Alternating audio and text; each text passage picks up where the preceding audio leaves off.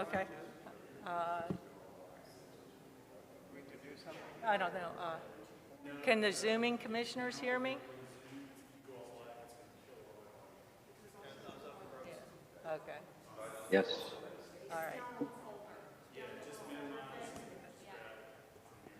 Just checking to see, do we have a technical problem over there? Not quite, just give 1 second.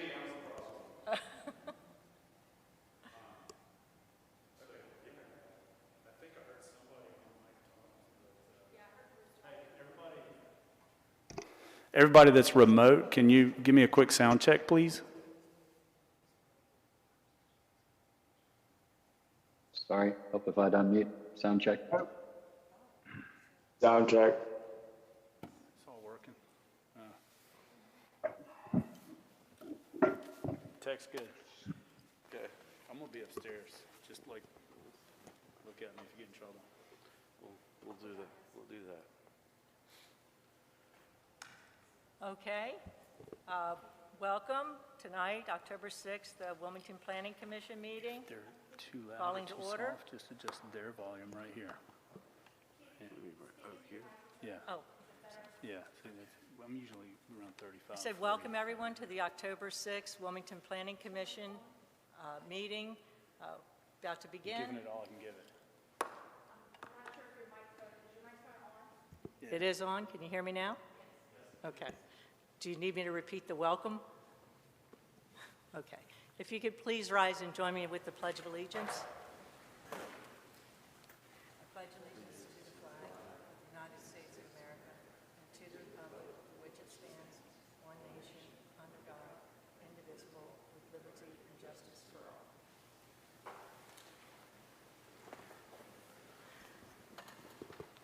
Mr. Attorney, do we have a quorum? Thank you, Madam Chair, and if you'll indulge me just for a minute, yes, ma'am, we do have a quorum present. And just to give a couple of brief announcements, we appreciate Commissioner Cortez stepping up and acting as our, she's vice chair, she's acting chair tonight and will be presiding over the meeting. Our chairman, Commissioner Lyle, is out of town for business and has an excused absence.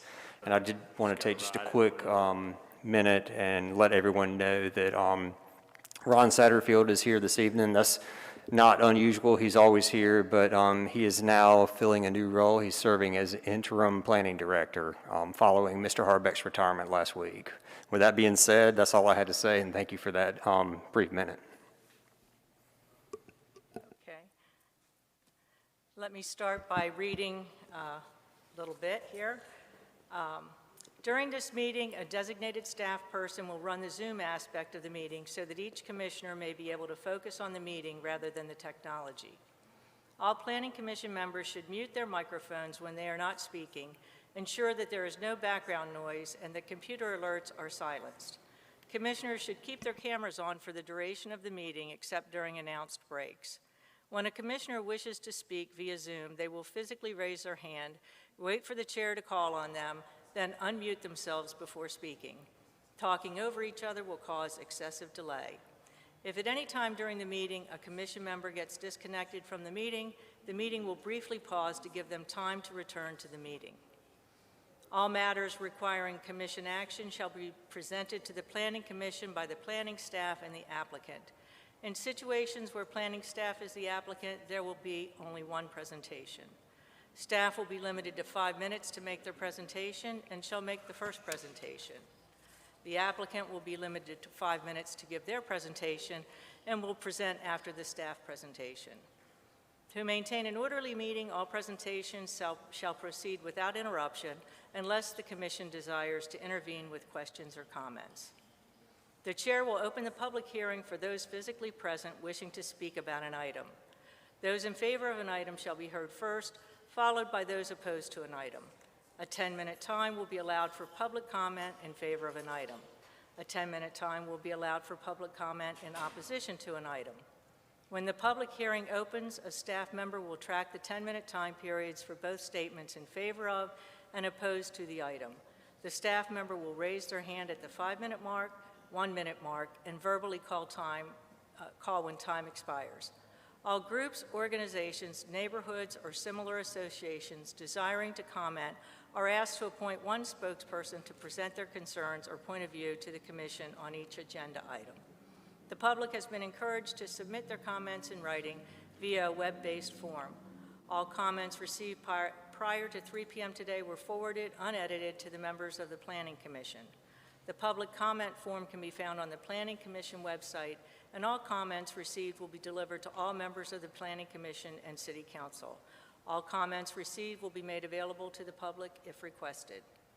If additional time remains from the 2 initial 10-minute public comment periods, the chair, in their discretion, may read some or all submitted written comments. Time for reading submitted comments will be limited to any remaining balance for comments in support of or in opposition of an item. In addition, or in the alternative, the chair, in their discretion, may give a summary of the number of comments in favor, against, and neutral to an item.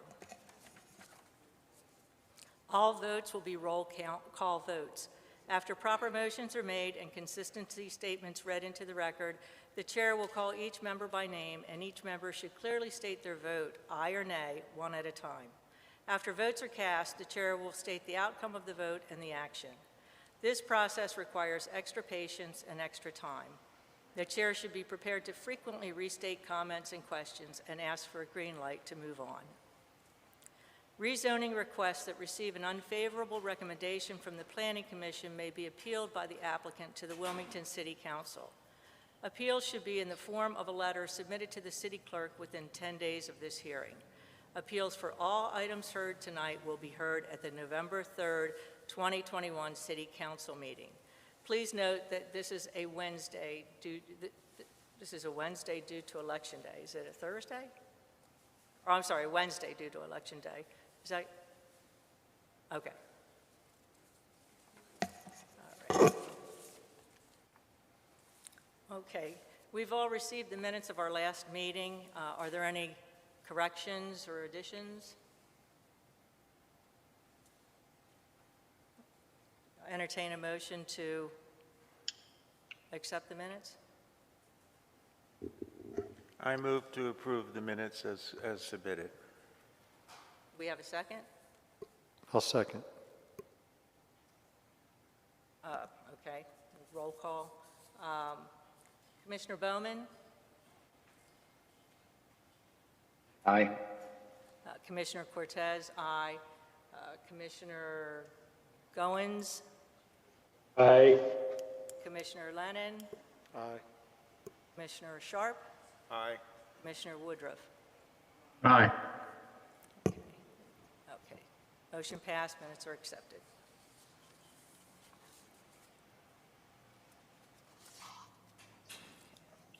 Our first order of business is a Land Development Code amendment, LDC-2-1021, to amend the Land Development Code for an initial cleanup of errors.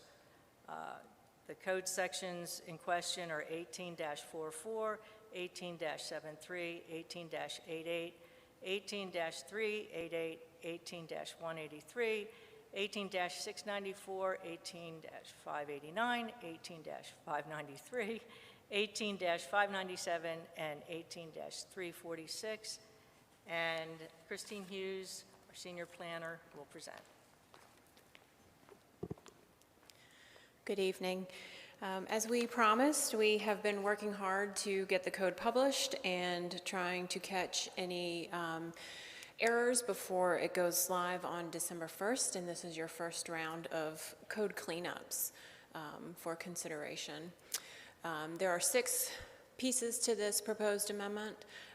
Restoration of the prohibition on ground floor residential uses along the Riverwalk, correcting the standards for the optional building height increase in the RB, ONI, LI, and IND districts, clarification in which zoning districts electronic changeable copy signs are prohibited, define Unipole and clarify where they are permitted, change the timeline for appeals language to better align with statutory language, and to complete text inadvertently hidden in the document for the loading standards.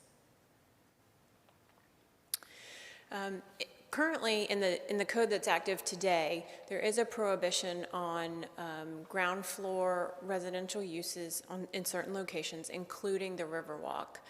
It was our intention to carry that forward, but when we reformatted the code to this new lovely format, we didn't quite carry everything over exactly the same way. So you see here the downtown core standards. This is the downtown core. This area is circled here on the map. And the prohibition on residential uses on the ground floor, fronting any street right-of-way, and the Riverwalk. Well, it only exists in the new code for the downtown core. So we are proposing to restore that language to prohibit residential uses on the ground floor and fronting the Riverwalk. North of Orange Street, residential uses prohibited on the ground floor fronting water and front streets. This original amendment came from a 2008 amendment process, and the intention, like I said, was to carry it forward. So that's the first proposed change. The second proposed change is to restore the missing elements for optional height increase, or actually to change the optional height increase standards. You see in the diagrams that are in the code, the intention was to have a prescribed step-back standard. When you actually read the code language, it's written so it says choose one, and then it doesn't give really prescribed standards for those two choices. So this change would add those prescribed standards for the optional building height increase. And it's the same change proposed for the regional business and office and institutional standards, as well as the light industrial and industrial standards. Those are the only districts where these optional building height increases are permitted. The intention of the optional building height increase standards is to minimize potential impacts on adjacent properties. So without adding this text in, it's really kind of, it's eliminating that protection standard for those adjacent properties. So here you see the proposed change. We would add the text, we would strike where it says using at least one of the following techniques, and replace that with graduated building height and mass in the form of building step backs. And then we would have two standards that would be applied regardless, you would have to apply both of them. You wouldn't get to choose just one. So essentially, it's a step back requirement for the building at a shared lot line. Unless you're adjacent to residential zoning, then you have to apply that to all shared lot lines. And that's the same change in both sets of standards. The next change is to clarify where electronic changeable copy signs are actually, where they're prohibited. And this, again, was meant to carry forward very similar regulations to what's in the current code.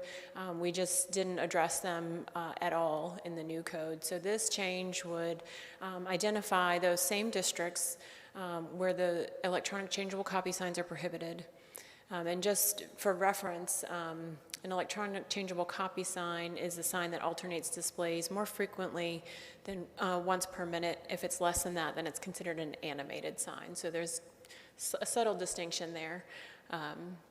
And they would be prohibited in the UMX, historic district, residential, historic district, and historic district mixed-use districts, as well as any historic overlay. Having trouble with the mouse here. Sorry about that.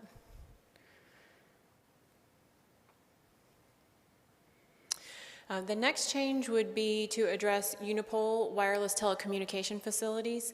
It was the intention that they be permitted, and upon second reading, some thought that perhaps it wasn't clear that they were permitted, and so we are proposing to add a definition just to make it really obvious that those Unipole towers are permitted. So this is a Unipole on the far left of the screen. Everything is contained inside of the tower, as opposed to kind of a more old school tower where you have the equipment on the outside. And then, of course, we have our prohibited monopine tower there. Those would continue to be prohibited. The Unipole is a type of monopole tower, like I said, where everything is fully inside instead of attached to the outside. And adding that definition just makes it clear that they are permitted. And then we're also proposing to amend the definition of stealth facility, just again for consistency and clarity. So here's the proposed amendment, and it just simply says that monopole or unipole towers shall be permitted, just to make that clear. And then we added a definition of unipole, or we would add, to prescribe what that is. And then modify the stealth definition, which is that monopine, palm, fake tree kind of tower. This is just a really minor technicality. This change aligns what's in the code with the state statute in terms of appeals language. The state statute says the owner or other party has 30 days from the receipt of written notice of the determination within which to file an appeal. So that this change incorporates that language for special use permits, subdivision plats, and certificate of appropriateness appeals.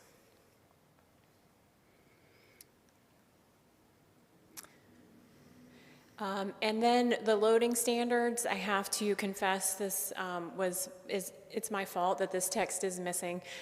It was in your work session draft, and then when we made some edits to the document that was presented for adoption on August 17th, some of the text was missing, and it was hidden in this text box here. So this change would restore that missing text. And you can see here, it ends, it just goes away. So we would restore that missing text with the rest of those standards. And you've seen them before at your work sessions, but as I mentioned, they were not included in the final document, so it just restores that text that was missing. I'd be happy to answer any questions you may have about this proposed amendment. Staff is recommending approval. We believe it is consistent with the comprehensive plan and that it is reasonable and in the public interest. And we note that if it moves forward tonight, that it will make it to City Council in time to be included on December 1st with the rest of the code. Questions from the commission? Mr. Lennon? Thank you. This is just my naivete, but for item 2, so does that mean 2 buildings in O&I beside each other, that one has to be, if it exceeds the 45, it still has to do the graduate? Yes, if Okay. they have a shared property line, that's correct. Okay, and it's from the property line, not from the building edge? Correct. Okay. Item number 3 on the electronic signs, I'm thinking about that billboard on 3rd Street that we talked about in my first meeting back in October. How would that? Billboards are addressed under a separate section, so Okay. this would not apply to billboards. That's a great question, thank you for asking.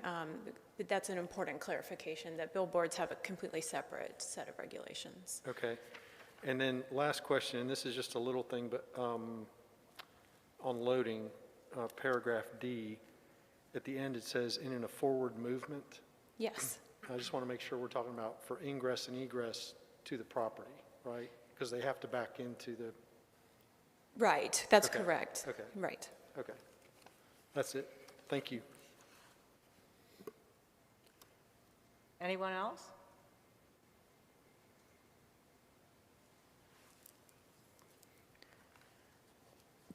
Could entertain a motion then? What's the will of the commission? You have to have a public hearing first. Oh, I'm sorry. We'll open the public hearing.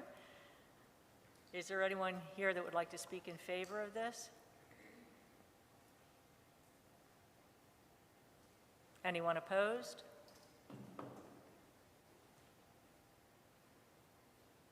We'll close the public hearing. Madam Chair, it's my understanding, but I'd like to confirm with Ms. Bradshaw, I don't think we received any public comment prior to the meeting either. That is correct. No comments were received. Thank you.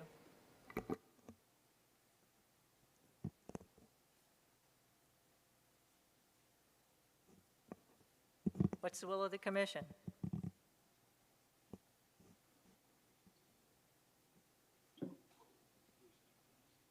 Oh. Commissioner Bowman? Thank you, Madam Chair. I would move that we approve the proposed changes to the Land Development Code by staff. Second? And Oh, sorry.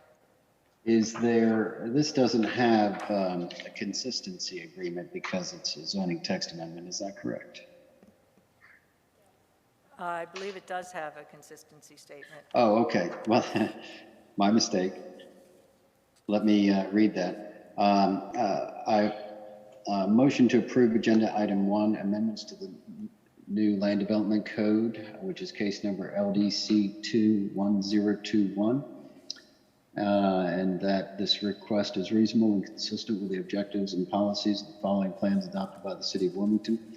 Create Wilmington Comprehensive Plan, City of Wilmington Strategic Plan, and the Planning Commission considers its approval to be reasonable in the public interest. That the new Land Development Code implements many policies and recommendations of the city's Greater Wilmington Comprehensive Plans, and these cleanups help reinforce the overall goals of the plan. Therefore, the Planning Commission recommends approval of this request. Thank you. Second?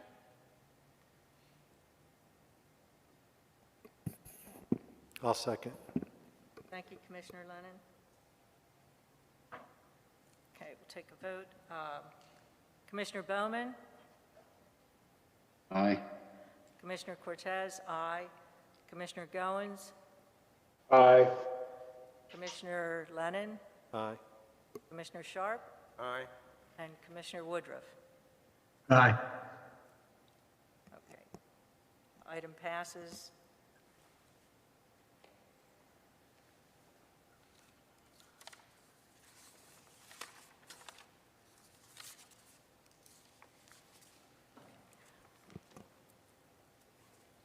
Our second item is street closure. This would be SC 1-1021. The closure of a portion of a 30-foot wide unimproved right-of-way, Washington Street, located between 2326 and 2374 Carolina Beach Road, approximately 525 feet in length. Mr. Walton will give the presentation. Thank you. Thank you, Madam Chair. The applicant has requested closure of a portion of Washington Street located between 2326 and 2374 Carolina Beach Road, as you see on the screen. This is a general location of where the property is located. It is within the Starway Flea Market site, located along Carolina Beach Road, adjacent to Sunset South neighborhood. These are some of the existing conditions of the site and surrounding property. The street closure request is within the entire property of the flea market site. Just to give you some points, this is the property is along Carolina Beach Road, adjacent to the Starway Flea Market, to give you area. The request is to close a portion of a 30-foot wide unimproved right-of-way located between 2326 and 2374 Carolina Beach Road. The unimproved right-of-way is located within the existing Starway Flea Market property. It is approximately 525 feet in length and consists of 0.0166 of an acre of land. Staff, as well as CFPUA, have reviewed the request and find no adverse impact to services as a result of this closure. The comprehensive plan calls for consideration to be given to the impacts of a right-of-way closure that may have on the public street network, including both vehicular and pedestrian mobility. Right-of-way closure decisions should also be made considering the city's long-term land use and transportation goals. The proposed request for closure is within a potential redevelopment area. Staff believes the request would not adversely impact the surrounding street network. The closure would result in the closure of an unimproved right-of-way, allowing for potential redevelopment of surrounding parcels. Staff therefore recommends approval of the request, and I believe the applicant is also here to make a presentation.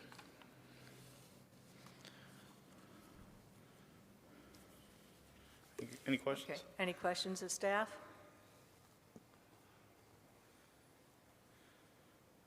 Commissioner Woodruff? Jeff, just a quick, did the applicant actually owns all of this strip of property? The right-of-way is owned by the city that runs through this property, but all the surrounding parcels are owned by the same person. So the rule where they would split it half and half, it all is going to the same person anyway. It would split, but split would go to one half and split would go to the other half, but they're all owned by the same person. Okay, I understand. Thank you. Thank you. Commissioner Lennon? I just want you referred to it as the undeveloped right-of-way, and that's the piece that goes out to Carolina Beach Road that's perpendicular to this? This runs parallel to Carolina Beach Road. Right, I was looking at the dirt strip that runs perpendicular to this subject piece to Sure. Carolina Beach Road. On the aerial, it looked like a road when I first. Are you talking looked. about this? Yes, that's Yeah. it. Yep. That is parcel for the flea market. Okay, That's not a street. it's not, so that was my question. It's That's not an correct. actual, It's a fee simple parcel. gotcha. Thank you. Any other questions? Great, thank you. Sure. We'll hear from the applicant.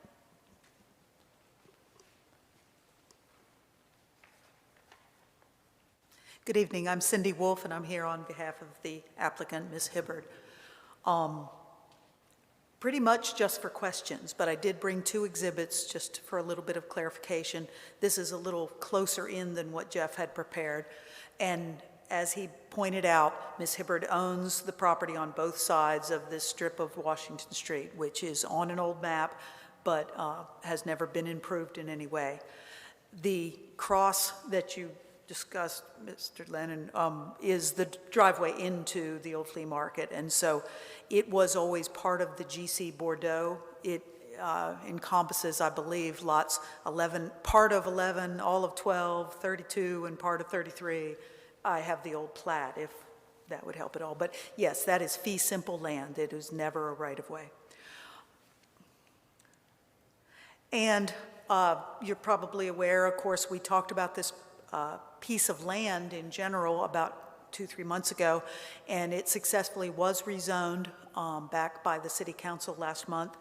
And this is the plan that we have for it. And so you can obviously see closure of that old right-of-way that is not open and not improved whatsoever, would severely deter the design that we have for the overall tract. So with that, I'd be happy to answer any questions. Any questions? If you'd have shown that one first, I wouldn't ask my question. Yeah. Thank you. Anyone else?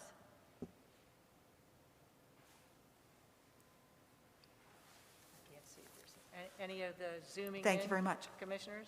Thank you, Ms. Wolf. So we can open the public hearing. Is there anyone here to speak for this matter? Anyone against? So we can close the public hearing.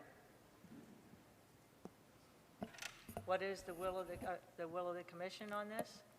And Madam Chair, before taking a vote, Oh. it's my understanding you're perfectly fine, perfectly fine. Did we get any comments from the public? Ms. Bradshaw, We did not. thank you. Commissioners?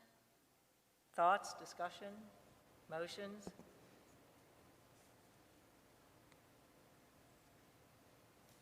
We don't need a consistency statement on this. Madam Chair, I'd like to make a motion to approve the the right-of-way closure as indicated in Agenda Item 2. Thank you, Commissioner Lennon. Do we have a second? Second. Thank you, Commissioner Sharp. Take a vote. Commissioner Bowman? Bowman, aye. Cortez, aye. Commissioner Goins? Aye. Commissioner Lennon? Aye. Commissioner Sharp? Aye. Commissioner Woodruff? Aye. Motion carries. Thank you very much.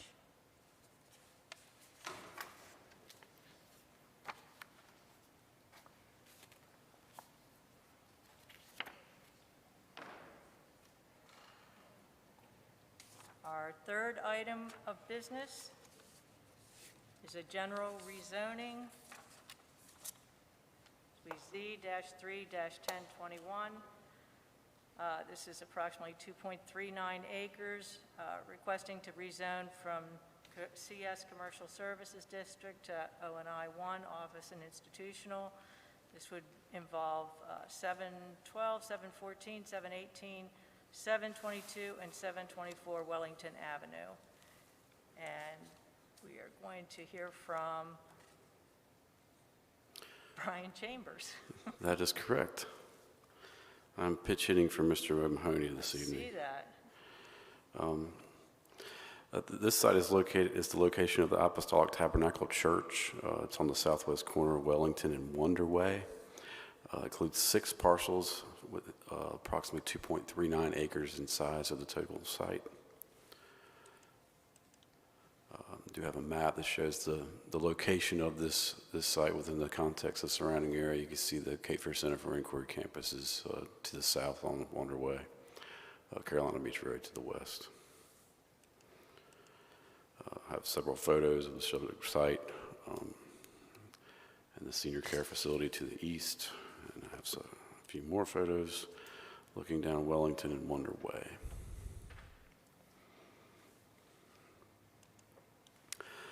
O&I zoning is located directly to the east and south, and CS zoning is located to the north and west of the site.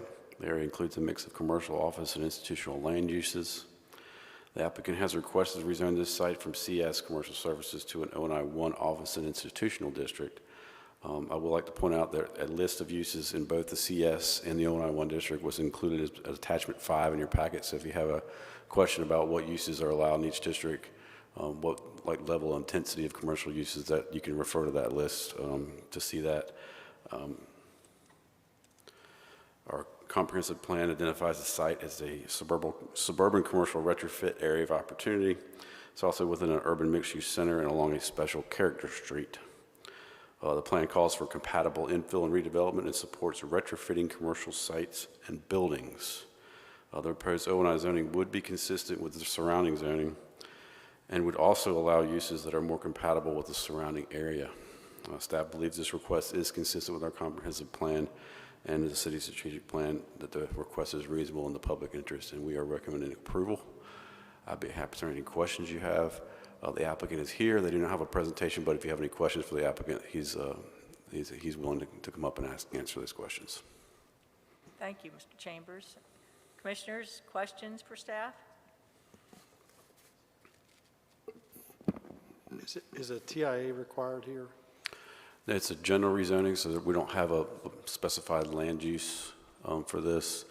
Staff did include a traffic analysis in your report that kind of talked about if the use, comparing the use as a church right now based on the current square footage, which is, I believe, 16,000 square feet. And then we also compared it to a potential redevelopment if they just raised the site and put it in a 25,000 square foot building, to give you an idea of what could possibly be there. But it's general rezoning, so any use on the board is allowed. So these are hypothetical? Hypothetical based on the existing buildings and hypothetical based on a potential redevelopment. We generally use a 25% lot coverage just as a guesstimate, because if you account for parking and stormwater and things like that, usually that's what's left for a building footprint. Okay, thanks. Any other questions for staff? Thank you, Mr. Chambers. Thank you. Any questions for the applicant?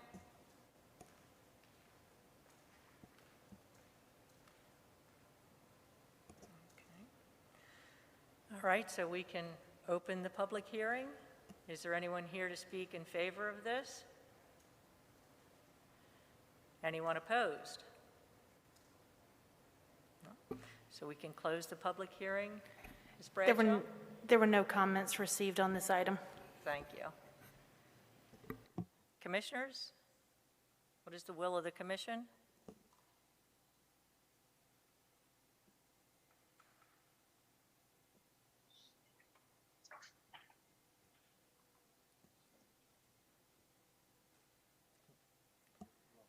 Commissioner Woodruff? I'd like to make a motion to approve Agenda item number 3, case number Z3-1021. Request is consistent with the, it's regarding 712, 714, 718, 722, 724 Wellington Avenue, rezoning from CS Commercial Services to O&I1 Office and Institutional Zoning District. Request is consistent with the objectives and policies of the following plans adopted by the City of Wilmington: Create Wilmington Comprehensive Plan, City of Wilmington Strategic Plan. Planning Commission considers its approval to be reasonable in the public interest because the proposed rezoning would allow for uses that are compatible with the existing development pattern and will benefit from the proximity of existing businesses located near the intersection of Carolina Beach Road and Shipyard Boulevard. Therefore, the Planning Commission recommends approval of this request. Thank you, Commissioner Woodruff. Do we have a second?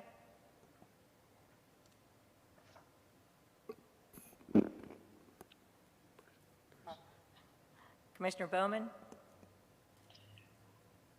I'd like to second that motion. Thank you, sir.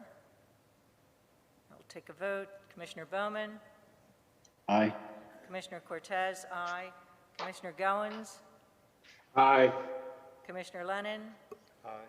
Commissioner Sharp? Commissioner Woodruff? Aye. Motion carries 6-0.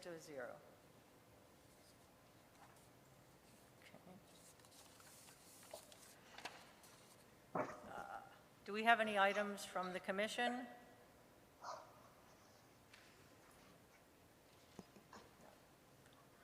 Items from staff? Oh, I'm sorry, Commissioner Lennon? I guess maybe for Mr. Satterfield, I was just curious, the cleanup that we did in the first item, is staff, what generated that? Was it actual, just going back and reading it again, or were there actual issues that came up? Several things since, even prior to the adoption of the code, but definitely since the adoption of the code, staff is utilizing both codes, the current land development code and the new code, as we're working with citizens and applicants to provide them all their options. Staff has also been asked to review the code, to become familiar with it, to know it and learn it. So that's revealed some of the inconsistencies or questions. You may recall our reference to a glitch board that we have listed in the office to identify things that but that we need to look into further.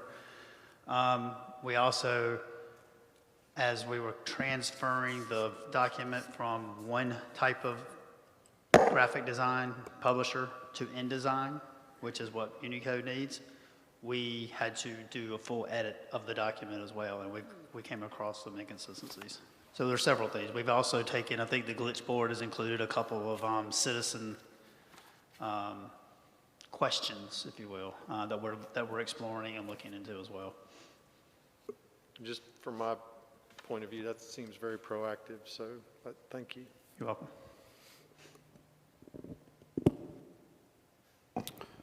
I have an update from last night's council meeting, if you'd like that. Oh, that would be very exciting. Thank you, Mr. We had 3 items last night.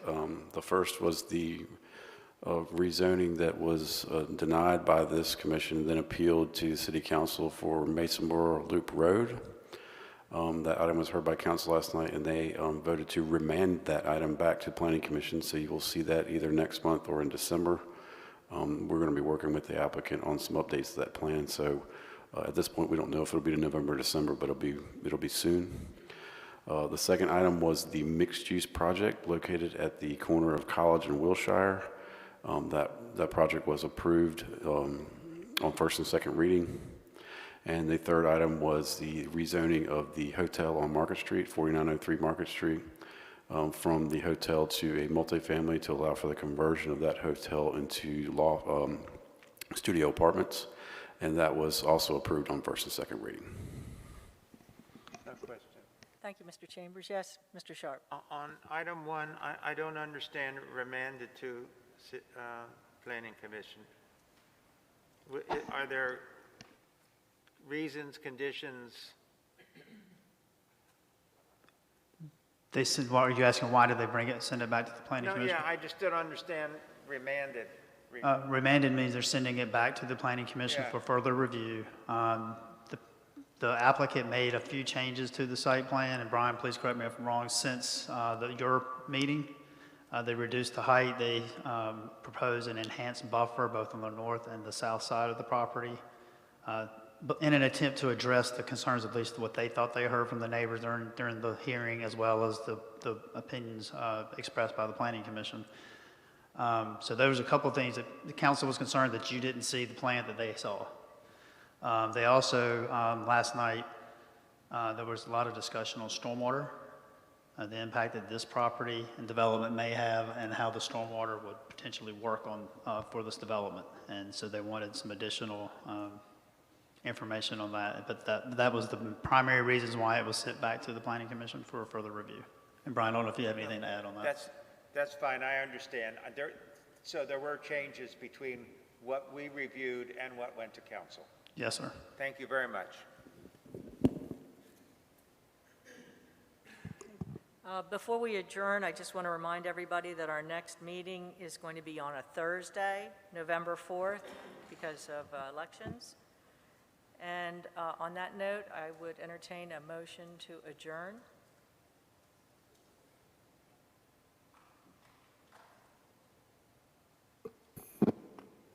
Mr. Bowman, thank you. Well, before I do so, let me say, Commissioner Cortez, you ran a fine meeting tonight, and I think this is your first one. So congratulations. Also, congratulations to Ron in his interim position. I know he's up to it. So I'd like to move to adjourn. Thank you. Do we have a second? Second. Thank you, Commissioner Sharp. This is a voice vote. All in favor? Aye. Aye. Nay. Kidding. Okay, I'll see everybody next month on November 4th. Thank you very much. Thank you.